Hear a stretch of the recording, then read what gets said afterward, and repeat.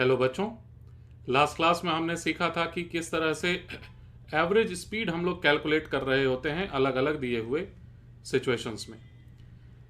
Last class में मैं आपको एक क्वेश्चन भी दिया था अंत में करने के लिए।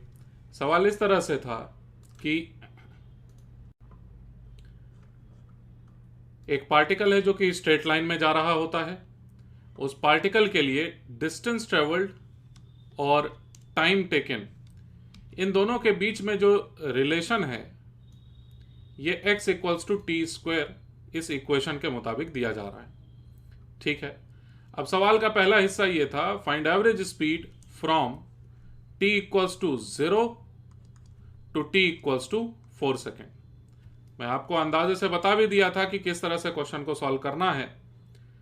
उसी को हम लोग एकदम सिक्वेंशियली सॉल्व करने की कोशिश करते हैं। देखो, फर्स्ट पार्ट सॉल्यूशन का, एट t इक्वल्स टू 0, समय जब 0 के बराबर था उस वक्त पार्टिकल कहां पर था? तो x इक्वल्स टू 0 पर था। कैसे पता चला? हमें इसी फॉर्मूले के मुताबिक पता चला। t का वैल्यू अगर 4 सेकेंड रख दिया जाता है तो x का वैल्यू निकल के आता है 16 मीटर।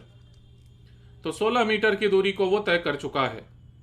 ठीक, अब एवरेज स्पीड के डेफिनेशन के मुताबिक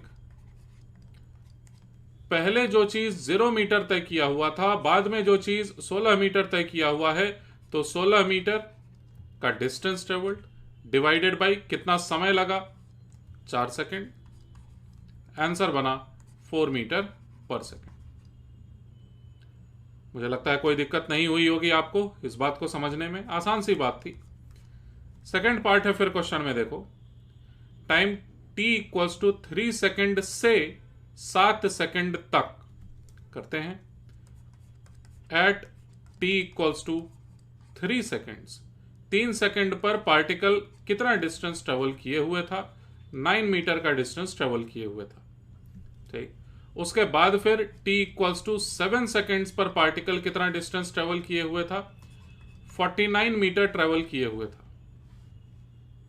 कैसे पता चल रहा है हमें बार बार ये अलग अलग x का value? x equals to t square, question में ऐसा लिखा हुआ था। खैर, तो एवरेज स्पीड के कैलकुलेशन के लिए हमें जरूरत है, सुनना ध्यान से, 3 सेकेंड से 7 सेकेंड तक के बीच में होने वाला डिस्टेंस ट्रेवल। तो ऑलरेडी पहले से ही 9 मीटर का डिस्टेंस ट्रेवल किया हुआ था, फिर 49 मीटर का डिस्टेंस ट्रेवल किया हुआ है 7 सेकेंड पर। तो इस दौरान कितने का डिस्टेंस ट्रेवल किया गया होगा? तो 49 मीटर माइनस 9 मीटर, इतना डिस्टेंस ट्रेवल किया गया होगा। और टाइम कितना लगा? तो 7 सेकेंड माइनस 3 सेकेंड। समझ पाए होंगे इस बात को। अंत में जो आंसर निकला हमारे पास वो है 40 metre divided by 4 second. Answer है फाइनल हमारा 10 मीटर पर सेकेंड। इसमें भी कोई दिक्कत नहीं हुई होगी, लेकिन दिक्कत की शुरुआत तो थर्ड पार्ट में है। सवाल के तीसरे पार्ट में यह कहा गया था 5 सेकेंड पर कितनी वेलोसिटी है ये बताएं, या स्पीड है ये बताएं। तो हमें पता करने के लिए कहा गया स्पीड एट 5 सेकेंड्स। करेंगे क्वेश्चन को सॉल्व, लेकिन यहां पर बहुत अच्छे से पहले समझने की जरूरत है कि आखिर पूछा क्या जा रहा है सवाल में। बच्चों देखो, फर्स्ट पार्ट में आपसे यह पूछा गया कि 0 सेकेंड से कितना सेकेंड था? 4 सेकेंड तक। 0 सेकेंड से 4 सेकेंड तक आप एवरेज स्पीड बताइए। फर्स्ट पार्ट में ऐसा पूछा गया था। सेकेंड पार्ट में पूछा गया 3 सेकेंड्स से 7 सेकेंड्स तक। तो फर्स्ट पार्ट का मतलब यह है, सुनना ध्यान से, फर्स्ट पार्ट का मतलब यह है कि मेरी आंखें बंद हैं, जैसे ही t इक्वल्स टू 0 हुआ है मेरे घड़ी में, आंखों को खोलता हूं, 1 सेकंड बीता, 2 सेकंड बीता, 3 सेकंड बीता, 4 सेकंड बीता, आंखों को बंद कर लिया। तो बताइए मैं कितने समय तक पार्टिकल को देखते रहा? 0 से 4 सेकंड तक। ठीक, फर्स्ट पार्ट का मीनिंग ये हुआ। सेकंड पार्ट के बारे में समझो। सेकंड पार्ट का मतलब यह है, मेरी घड़ी में 0 सेकंड हुआ है, अभी मेरी आंखें बंद है। 1 सेकंड हो गया, मेरी आंखें बंद है। 2 सेकंड हो गया, मेरी आंखें बंद है। 3 सेकंड जैसे ही होता है मैं अपनी आंखों को खोलता हूं। 4 सेकंड, 5 सेकंड, 6 सेकंड, 7 सेकंड, तुरंत आंखों को बंद कर लिया।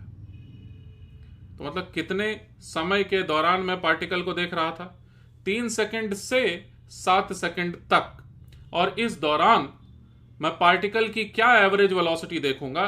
तो जब तक मैं पार्टिकल को देख रहा हूं, मतलब पार्टिकल को देखना शुरू ही किया 9 मीटर से और अंत में देख रहा हूं मैं 49 मीटर पर पहुंचा हुआ है, तो घटा देंगे दोनों को, पता चल जाएगा कितना डिस्टेंस मैं देखा उसको ट्रेवल करते हुए। उसको 4 सेकंड से डिवाइड कर दिया, आंसर आ गया। बहुत बढ़िया। लेकिन थर्ड पार्ट, आखिर थर्ड पार्ट का मतलब क्या है? एट 5 सेकंड स्पीड का क्या मतलब है? एकदम अच्छे से सुनिए। मेरी घड़ी में 0 सेकंड हुआ है, मेरी आंखें बंद है, मैं पार्टिकल को देख ही नहीं रहा। 1 सेकंड बीत गया, मेरी आंखें बंद है। 2 सेकंड बीत गया, 3 सेकंड बीत गया, 4 सेकंड बीत गया। 5वां सेकंड जैसे ही शुरू होता है, मैं पार्टिकल को देखा, तुरंत आंख बंद कर लिया। समझे? इस बार क्या है, 5 सेकंड जैसे ही बीता, मैं तुरंत पार्टिकल को देखा, आंखों को बंद कर लिया। फिर यह मतलब है एट 5 सेकंड स्पीड का।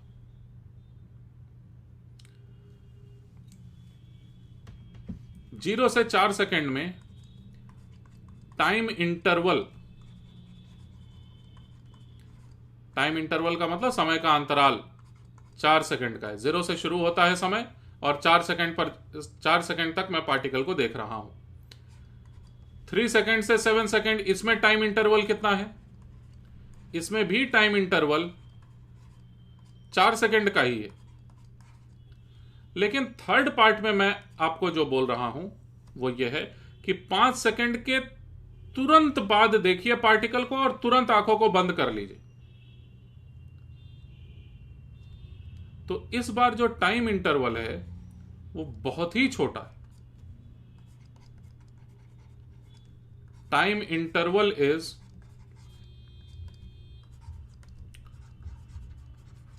Very small.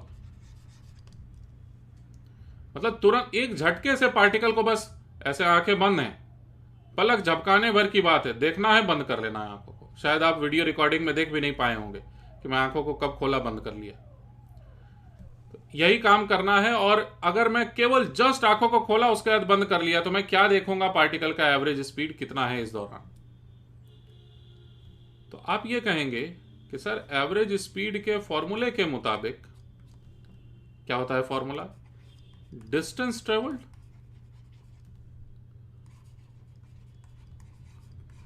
Divided by time interval. इस फॉर्मूले के मुताबिक चूंकि मैं अपने पलकों को बहुत कम समय के लिए खोला और उसके बाद देखा पार्टिकल को काफी कम समय के लिए, इस वजह से मुझे तो ऐसा लगेगा कि पार्टिकल का डिस्टेंस ट्रेवल्ड ये तो बहुत ही छोटा है। होगा कि नहीं ऐसा? आप बहुत कम समय के लिए देख रहे हैं ना पार्टिकल को, तो पार्टिकल कितना ही चल लेगा? पार्टिकल बहुत ही कम चल पाएगा, जिस कारण से डिस्टेंस ट्रेवल्ड बहुत ही छोटा आएगा। चलो मान लेते हैं 0 आएगा, तो एवरेज स्पीड इस कारण से बन गया 0। नहीं नहीं नहीं, बिल्कुल नहीं। डिस्टेंस ट्रेवल्ड बहुत छोटा है, मैं मानता हूं, एकदम 0 के नजदीक है, यह भी मानता हूं। लेकिन जो टाइम इंटरवल है ना, ये टाइम इंटरवल ये भी बहुत ज्यादा छोटा है, ऑल्सो वेरी स्मॉल।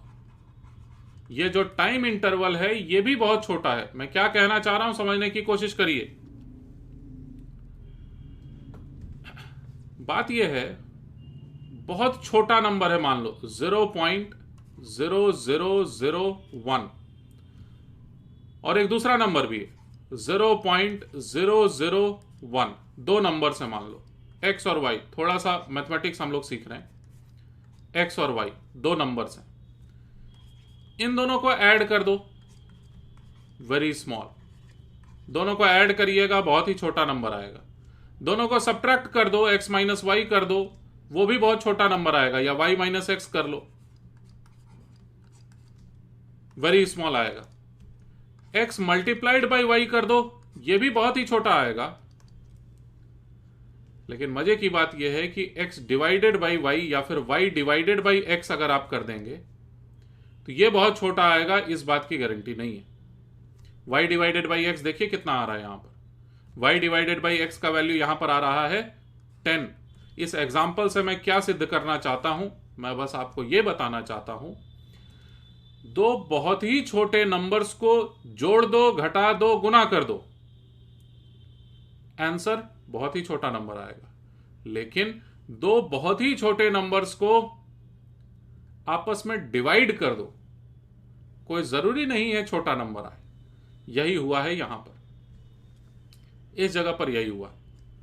मुझे पता है कि डिस्टेंस ट्रेवल्ड बहुत ही कम है, क्योंकि मैं बहुत कम समय के लिए पार्टिकल को देखा, तो वो कितना ही जा पाएगा।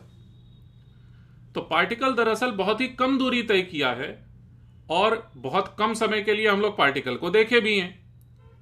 तो इस कारण से यह कह देना कि आंसर बहुत छोटा आएगा या जीरो आएगा, ऐसा नहीं है।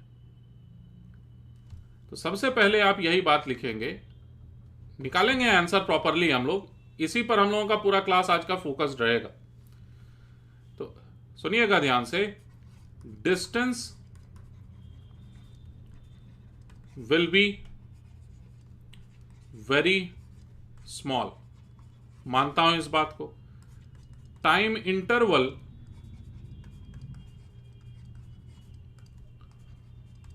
Will also be very small, time interval भी काफी छोटा होगा। लेकिन बावजूद इन दोनों बातों के एवरेज स्पीड का वैल्यू बहुत छोटा है, इस बात की गारंटी नहीं है। छोटा आ भी सकता है, नहीं भी आ सकता है, 10 भी आ सकता है, 50 भी आ सकता है, ठीक है। But average speed needs not to be small. सबसे पहले इस कंसेप्ट को सीख गए हम लोग। अच्छा, अब क्वेश्चन को सॉल्व करके सही आंसर तक पहुंचे कैसे। मुझे ऐसा लगा था कि आपके मन में यह बातें होंगी कि जीरो जरूर से आंसर है, इसी को मैं क्लैरिफाई किया सबसे पहले। अब हम लोग आगे बढ़ रहे हैं और आंसर तक पहुंचने की कोशिश करते हैं। चलो एक काम करते हैं, x equals to t square, यह पहले से सवाल में दिया हुआ था। हम लोग क्या करेंगे, at t equals to 5 second हम लोग देख लेंगे कि पार्टिकल की हालत क्या है, यानी x का वैल्यू हम लोग निकाल लेंगे कितना आएगा। और फिर क्या करेंगे, एट t इक्वल्स टू, अरे भाई आंखों को खोले हैं तो कुछ समय के लिए तो खोलेंगे ना आंखों को, मैं पार्टिकल को कुछ समय के लिए तो देखा ही हूं, इस वजह से चलो मान लेता हूं मैं 5.1 सेकेंड, ठीक। t इक्वल्स टू 5 सेकेंड से t इक्वल्स टू 5.1 सेकेंड तक के बीच में हम लोग एवरेज वेलोसिटी कैलकुलेट कर लेते हैं। शायद मेरी बात नहीं समझ पा रहे हैं आप, मैं करके दिखाता हूं, आपको थोड़ा सा और अच्छे से समझ में आएगा। मैं ये कह रहा हूं कि t इक्वल्स टू 5 सेकेंड पर आप x का वैल्यू निकाल लीजिए। x का value t equals to 5 second पर कितना आएगा, तो देखो x 5 सेकेंड पर, ऐसे मैं लिख दिया, x का वैल्यू 5 सेकेंड पर 25 मीटर आएगा कि नहीं। x equals to t square formula use कर लिए। अच्छा, x 5.1 सेकेंड पर जरा आप देखिए अच्छे से। अच्छा एक काम करते हैं ना, तुम करो कैलकुलेट, मैं क्यों करूं। तो 5 सेकेंड पर आप कैलकुलेट करिए, 5.1 सेकेंड पर कैलकुलेट करिए, दोनों को घटा दीजिए, आ जाएगा डिस्टेंस ट्रेवल्ड। और डिवाइड कर देना टाइम इंटरवल से। देखो तो जरा मुझसे पहले सॉल्व करके कितना आंसर आ रहा है तुम्हारा। चलिए मैं मान के चलूंगा आपने वीडियो को पॉज करके खुद से सॉल्व कर लिया है। फाइनल आंसर आपके पास ऑलरेडी लिखा हुआ है, मैं भी सॉल्व कर रहा हूं। 5.1 का जो भी होल स्क्वायर होगा माइनस 5 का जो भी होल स्क्वायर होगा, यही है ना। डिस्टेंस ट्रेवल्ड 5.1 सेकेंड में, डिस्टेंस ट्रेवल्ड 5 सेकेंड्स में, होल डिवाइडेड बाई क्या करना है, 5.1 में से घटा देना है 5 को। ऊपर में जो लिखा हुआ है ये है डिस्टेंस ट्रेवल्ड,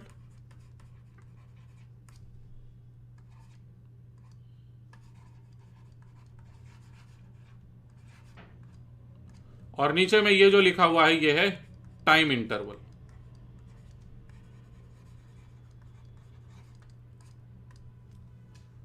ठीक है ना।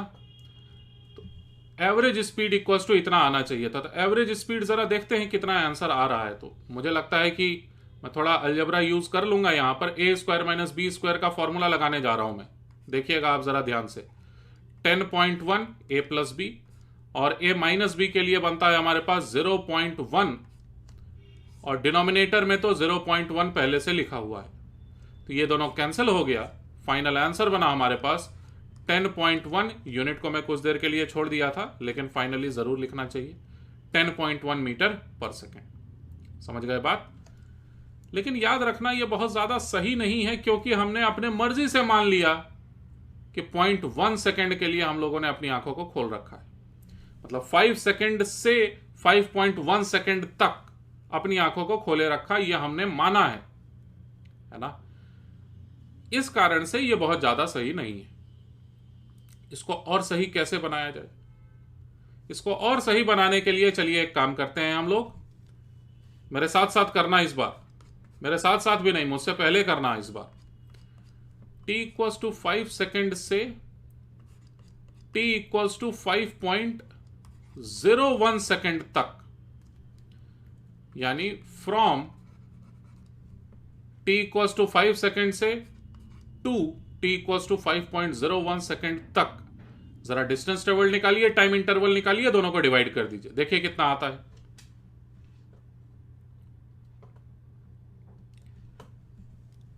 चलिए, मुझे ऐसा लगता है कि आपने सॉल्व कर लिया है खुद से।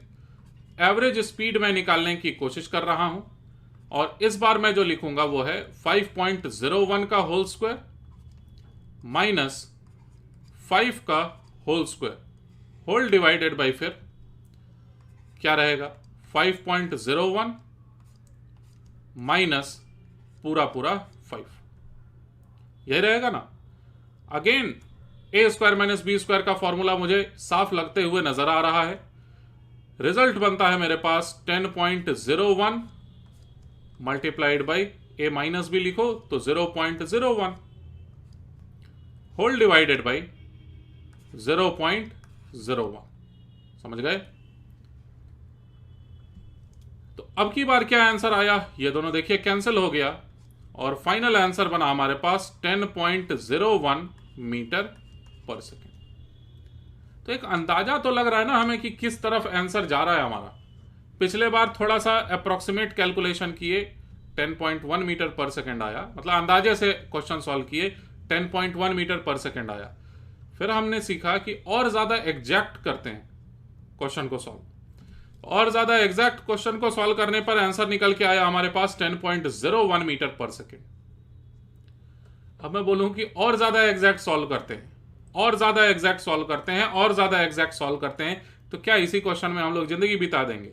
नहीं, यहीं से आता है अलजेब्रा। हम लोग ट्रिक ये लगाएंगे कि फ्रॉम, ध्यान से सुनना, t इक्वल्स टू 5 सेकेंड्स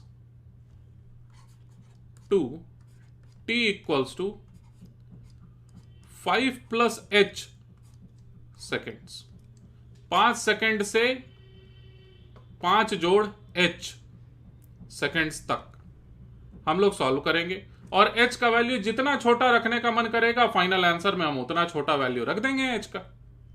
समझे क्या ट्रिक है?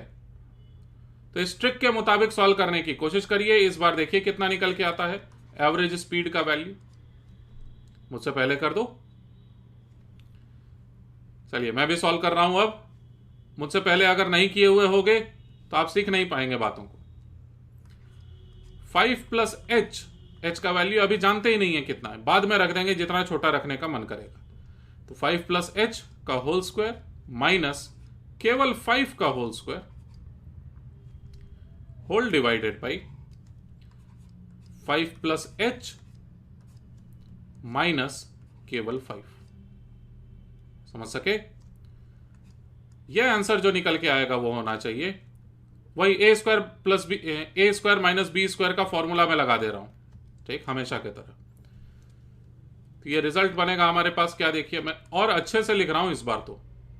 5 प्लस एच प्लस 5 और 5 plus h minus 5 whole divided by, तो एच लिखा ही हुआ था, है ना ऐसा। इसको सॉल्व करेंगे आगे, हमारे पास बनेगा 10 प्लस एच और न्यूमरेटर में एक एच है, डिनोमिनेटर में भी एक एच है, एच कैंसिल हो जाएगा। हमारे पास फाइनल रिजल्ट निकल के आया 10 प्लस एच मीटर पर सेकंड में। अब समझ गए होगे तुम कि बार बार ऐसा आंसर क्यों आ रहा था, 10.01, 10.1। आप एच का वैल्यू ही तो पिछली बार क्या रख लिए थे, 0.01। इसी कारण से तो आंसर आया था 10.01 आंसर। तो इस बार हमारे पास आंसर आ गया 10 प्लस एच। अच्छा, अब एच का वैल्यू जितना छोटा तुम सोच पाते हो, मतलब अपनी पलकों को जितने छोटे समय के लिए आपने खोला, उतना छोटा वैल्यू आप एच का यहां पर रख दें। तो हम लोग करेंगे क्या, for exact answer h must be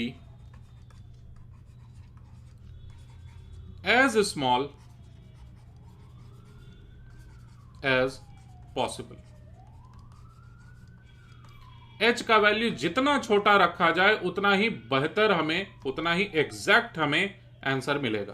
तो h का वैल्यू क्या रखना पसंद करोगे बोलो? h का वैल्यू रख दिया जाए, चलिए बेस्ट क्या रहेगा, 0 ही रख दीजिए फिर। तो फाइनल आंसर हमारे पास क्या आ गया, 10 मीटर पर सेकेंड। सही लग रहा है? लेकिन नहीं, बहुत बड़ी गलती हुई है। देखो क्या गलती हुई है। इस कैलकुलेशन को सभी बच्चे ध्यान से देखें। ये स्टेप 1 है, this was step 1, this was step 2, this was step 3। कौन से स्टेप से कौन से स्टेप में जाने में हमने गलती की है? स्टेप 1 2 3 4। अगर h का वैल्यू 0 है तो यह कैलकुलेशन गलत हो जाएगा। आपको ढूंढना है कि क्या गलती हो जाएगी। h का वैल्यू अगर 0 है, यह कैलकुलेशन पूरी तरह से गलत है। बताना है क्या गलती है। देखिए स्टेप 1 2 3 4 आपको पहचान लेना चाहिए था, अगर आप थोड़ा भी बेसिक मैथमेटिक्स का समझते हैं तो। सबसे बड़ी गलती यह हुई है कि आप h और h को यहां पर कैंसिल किए हो। कैंसिल करना मतलब h डिवाइडेड बाई h को आप 1 बोल दिए हो, यह गलत हो जाएगा।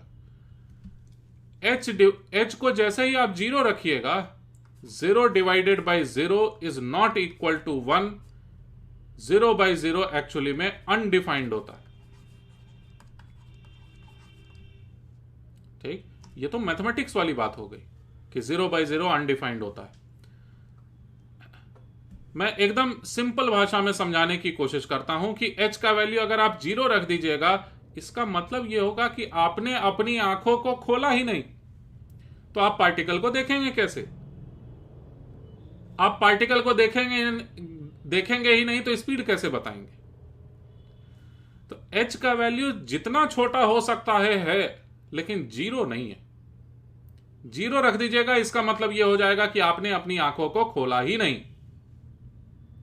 समझ पा रहे हैं मेरी बात को? तो इस कारण से यहां पर कुछ करेक्शन करने का जरूरत है। करेक्शन करते हैं हम लोग। For exact answer h must be as small as possible. जितना छोटा हो सके उतना छोटा होना चाहिए, बट नॉट इक्वल टू 0। 0 के बराबर नहीं होना चाहिए। इस बात को सिंपल तरीके से लिखा जाता है h टेंडिंग टू 0।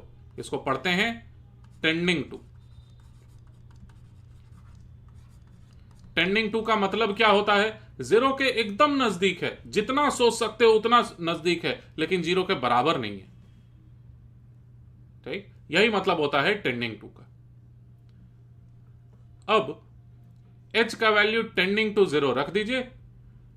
तो दोबारा से अगर मैं सॉल्व करूं, दोबारा से क्यों सॉल्व करूं, इसी को मैं कॉपी कर लेता हूं, आपको समझ में आ जाएगा। ये जो कैलकुलेशन किया हूं ना मैं यहां पर,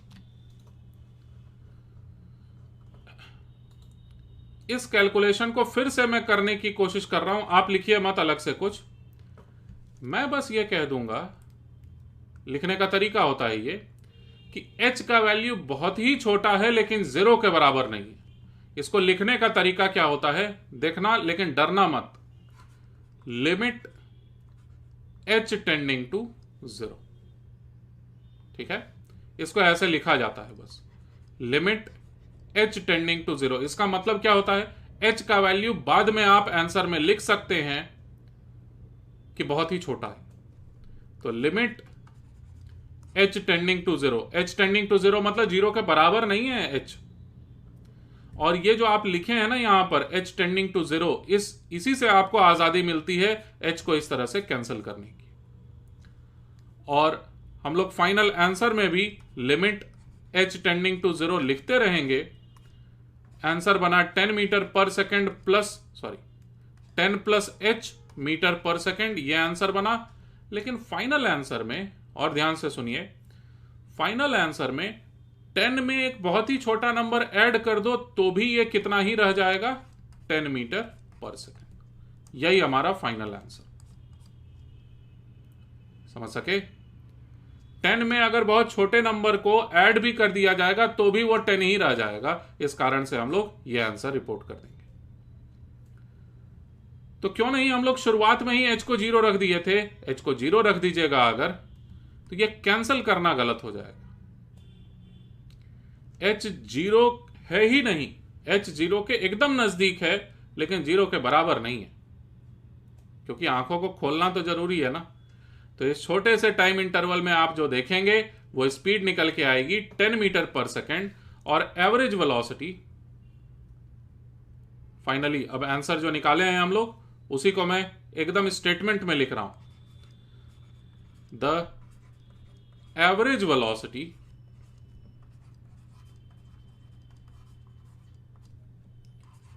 ड्यूरिंग अ टाइम इंटरवल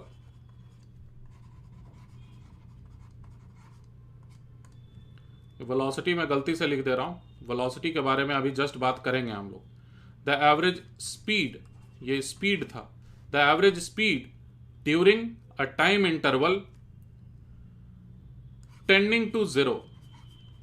बहुत छोटा टाइम इंटरवल है ना, तो टेंडिंग टू 0 टाइम इंटरवल के दौरान, the average speed during a time interval tending to 0 is known as, इसे कहते हैं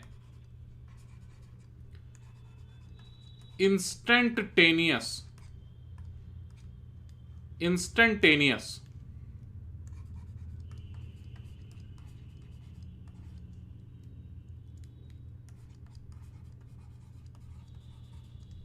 इंस्टेंटेनियस स्पीड इसे कहते हैं। ठीक, यह कहलाता है इंस्टेंटेनियस स्पीड। और दरअसल इस क्वेश्चन के फर्स्ट पार्ट में हमने एवरेज स्पीड निकाला, सेकंड पार्ट में एवरेज स्पीड निकाला, थर्ड पार्ट में हमने इंस्टेंटेनियस स्पीड निकाला है। क्षणिक स्पीड है ये, मतलब एक क्षण मात्र के लिए, एक मोमेंट के लिए हमने आंखों को खोला, तुरंत बंद कर लिया। तो इस दौरान निकलने वाला जो स्पीड होता है इसे एवरेज स्पीड ही कहते हैं, लेकिन इसको साथ में फिर इंस्टेंटेनियस स्पीड भी कहते हैं। ठीक, तो हमने फाइनली सीखा ये कि इंस्टेंटेनियस स्पीड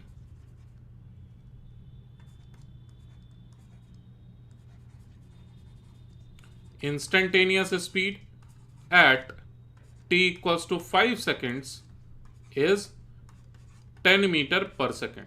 हमने ये फाइनली सीख लिया कि इंस्टेंटेनियस स्पीड का वैल्यू इतना आएगा।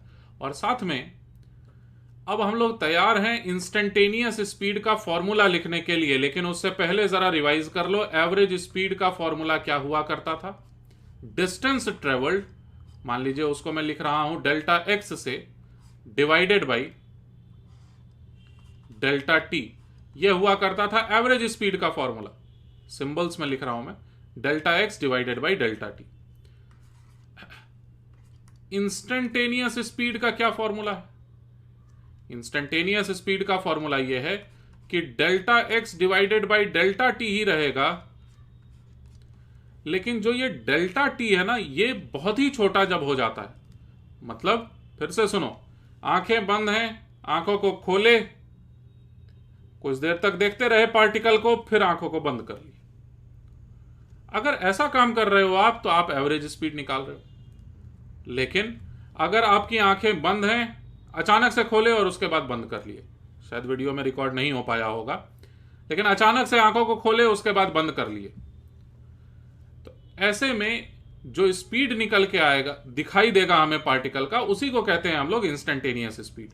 यानी डेल्टा टी वाला जो टाइम इंटरवल है, ये बहुत छोटा होना चाहिए। बहुत छोटा का मतलब क्या? क्या जीरो हो जाएगा तो चलेगा? नहीं, जीरो होने पर नहीं चलेगा, क्योंकि इसका मतलब तो यह निकला कि आंखें आपकी बंद हैं।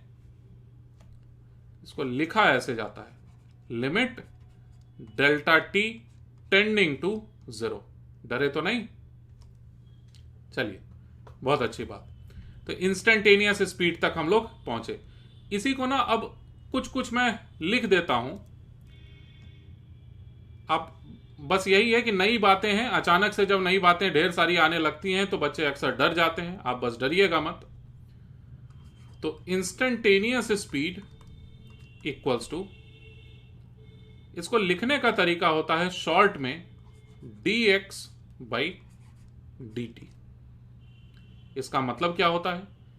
इसी को कहते हैं हम लोग, इतना बड़ा हो गया ना जो ये लिखा हुआ, इसी को कहते हैं हम लोग dx बाई dt। यहां पर dx क्या कह रहा है? dx का मतलब ये होता है डिस्टेंस ट्रेवल्ड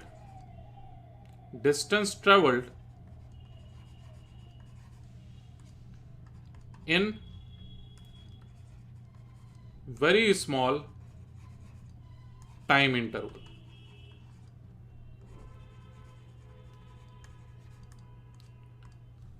और ये dt का मतलब क्या होता है भाई? ये टाइम इंटरवल ही है, वेरी स्मॉल टाइम इंटरवल है ये, वेरी स्मॉल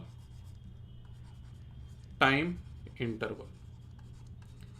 तो हमने अभी जस्ट क्या सीखा कि इंस्टेंटेनियस स्पीड का फॉर्मूला होता है इंस्टेंटेनियस स्पीड इक्वल्स टू हो गया, इसको लिखने का तरीका मात्र है ये dx डिवाइडेड बाई dt, और इसको पढ़ने का भी एक तरीका है,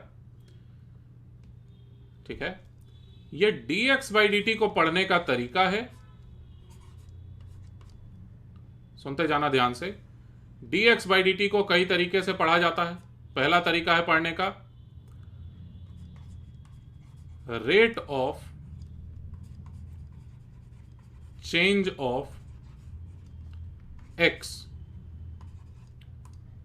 विथ रेस्पेक्ट टू t, पहली बात।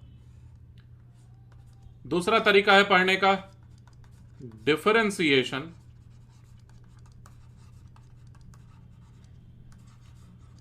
Of x with respect to t।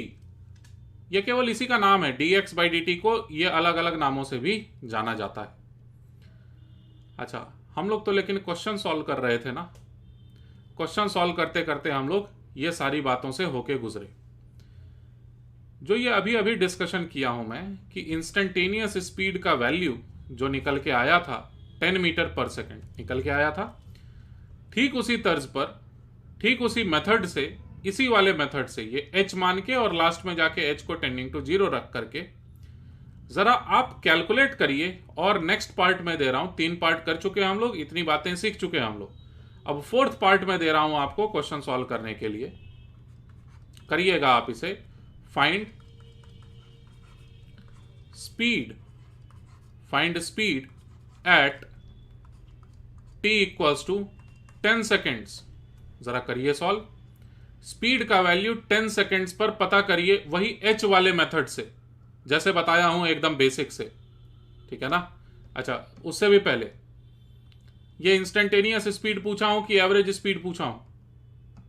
ये एक इंस्टेंटेनियस स्पीड पूछ रहा हूं मैं। देखिए, at t equals to 10 second, 10 second पर स्पीड पता करें, तो इसका मतलब इंस्टेंटेनियस स्पीड है ये। जरा करिए कोशिश आप।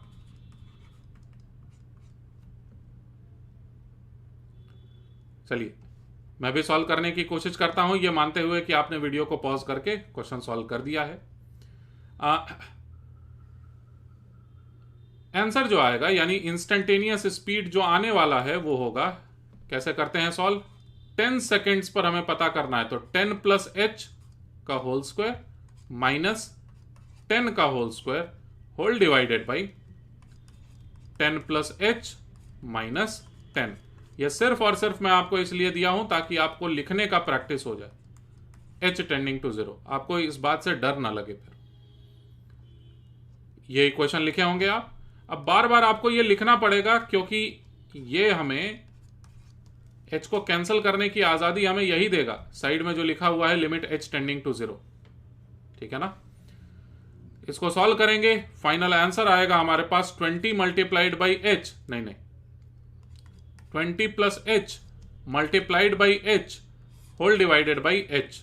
करोगे ना कैंसिल, फिर ये कैंसिल हो गया। 20 प्लस एच, फाइनल आंसर बना हमारे पास 20 मीटर पर सेकेंड। तो हमने ये सीखा कि 5 सेकेंड पर स्पीड कितना है, 10 मीटर पर सेकेंड। 10 सेकेंड पर स्पीड कितना है, 20 मीटर पर सेकेंड। चलो क्यों ना हम लोग ऐसा करें कि किसी भी टाइम t पर स्पीड पता कर लें। फिफ्थ पार्ट में find speed at any general time t, किसी जनरल टाइम t पर स्पीड पता कर लीजिए। तो मुझे लगता है आप कर लेंगे, कोशिश करिए। चलिए इस बार फिर से सॉल्व कर रहा हूं मैं, देखिएगा ध्यान से। जो स्पीड निकल के आएगा इंस्टेंटेनियस वाला, इस बार फिर से इंस्टेंटेनियस स्पीड ही पूछा जा रहा है।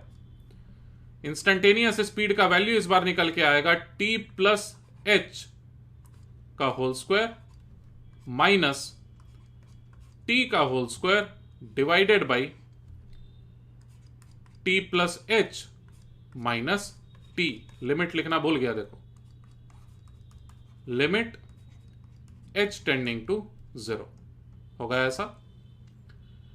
इसको सॉल्व करने जाएंगे, आंसर क्या बनेगा, 2t प्लस एच, मल्टीप्लीकेशन में h, डिनोमिनेटर में फिर से h, और यहां लिखा हुआ है limit h tending to 0।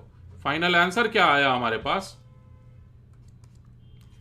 h को कैंसिल करेंगे ना, क्योंकि h 0 के बराबर तो है नहीं, और 2t प्लस h, h तो टेंडिंग टू 0 है, यही आंसर हो गया।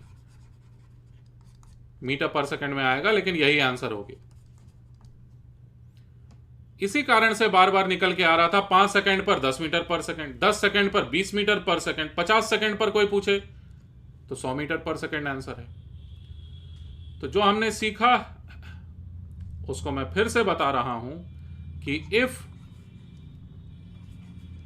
x का वैल्यू दिया हुआ है टी स्क्वायर, तो इसका मतलब यह है कि dx बाई डी टी, इसका वैल्यू निकल के आया। dx बाई डी टी किसको कहते हैं, इंस्टेंटेनियस स्पीड को ही तो कहते हैं। इंस्टेंटेनियस स्पीड का वैल्यू निकल के आया हमारे पास 2t के बराबर। कैसे आया ये निकल के, इसको निकालने का तरीका क्या था, t प्लस एच का होल स्क्वायर किया। होल स्क्वायर ही क्यों किए, क्योंकि क्वेश्चन में होल स्क्वायर दिया हुआ था।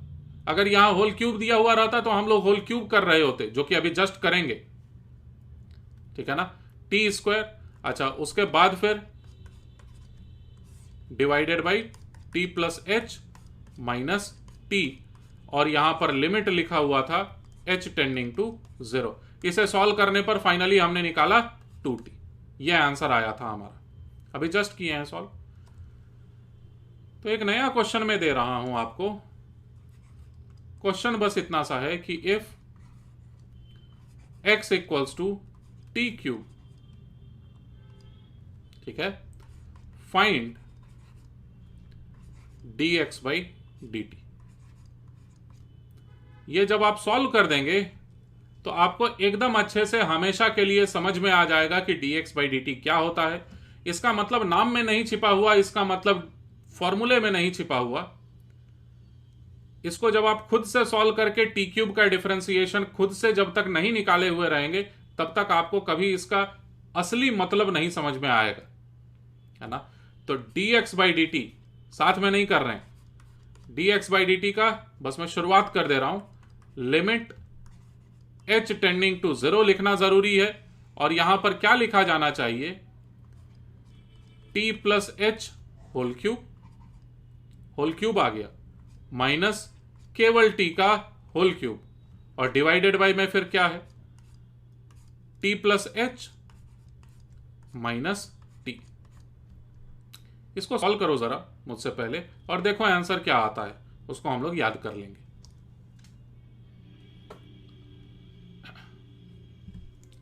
चलिए भाई, मुझे लगता है आपने सॉल्व कर लिया है इसे।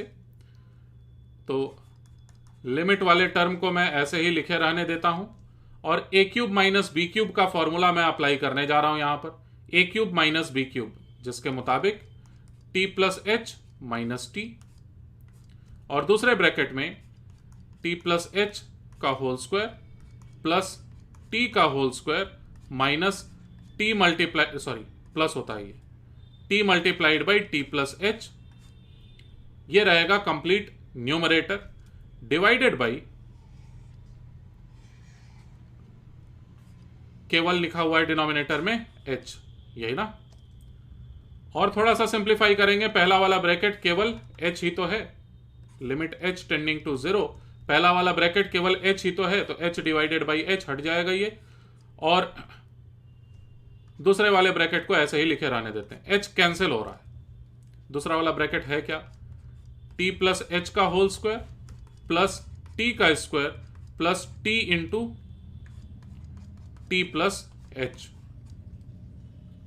समझे। अब क्या करो ना तुम कि h कैंसिल तो हो गया, अब h का वैल्यू बहुत छोटा है, इस बात को यहां पर इस्तेमाल कर लो।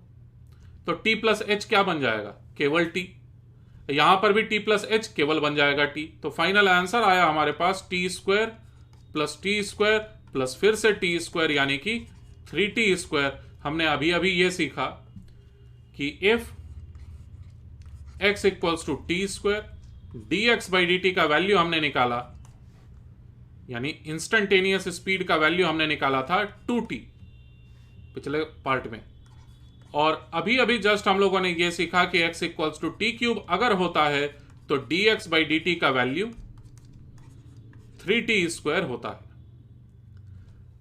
अब क्या है, इतना ज्यादा हम लोग बार बार कैलकुलेशन करने के बजाय मैं आपको कुछ इक्वेशंस बता दूंगा जो कि आपको याद कर लेना है, जो शायद आपको याद होगा भी पहले से। x का वैल्यू कुछ भी मैं लिख दूंगा अगर f ऑफ t, ठीक है ना, तो dx बाई dt क्या होना चाहिए, इसका एक अलग से आप टेबल बना लो, और किसी भी मैथमेटिक्स के भी बुक में, फिजिक्स के भी बुक में आपको मिल जाएगा इसका बना हुआ एक टेबल। डिफरेंशिएशन कहते हैं हम लोग इसे, वही तो लिखा था थोड़ी देर पहले। इसका डिफरेंशिएशन क्या होगा यहां पर, इसका एक नोटबुक में टेबल बना लोगे आप। इस वीडियो लेक्चर के डिस्क्रिप्शन में मैं आपको उस तरह का एक पीडीएफ भी दे दूंगा जिसमें कि सारे डिफरेंशिएशंस का फॉर्मूला लिखा हुआ रहेगा एक साथ। लेकिन बैकग्राउंड में यही चल रहा होता है हर एक फॉर्मूले के, यह आपको ध्यान में रखना होगा। और नेक्स्ट वीडियो लेक्चर से हम लोग इन्हीं फॉर्मूले का डायरेक्ट इस्तेमाल करना भी सीखेंगे, और साथ में हम लोग थोड़ा सा फोकस करेंगे अब एवरेज वेलोसिटी पर भी। एवरेज वेलोसिटी क्या होता है, वेलोसिटी क्या होता है, वेक्टर क्वांटिटीज क्या होते हैं, स्केलर क्वांटिटीज क्या होते हैं, ये सब स्केलर वेक्टर में मान के चलूंगा कि आपको आता है। उस पर डिस्कशन हम लोगों का थोड़ा सा कम होगा, लेकिन होगा, ठीक है ना। ये डिफरेंशिएशन का फॉर्मूला अगले वीडियो लेक्चर के पहले आपको हर एक फॉर्मूला याद हो जाना चाहिए, क्योंकि इसका जबरदस्त इस्तेमाल करने वाले हैं हम लोग जस्ट कुछ लेक्चर्स में। ठीक, मिलते हैं हम लोग नेक्स्ट वीडियो लेक्चर में।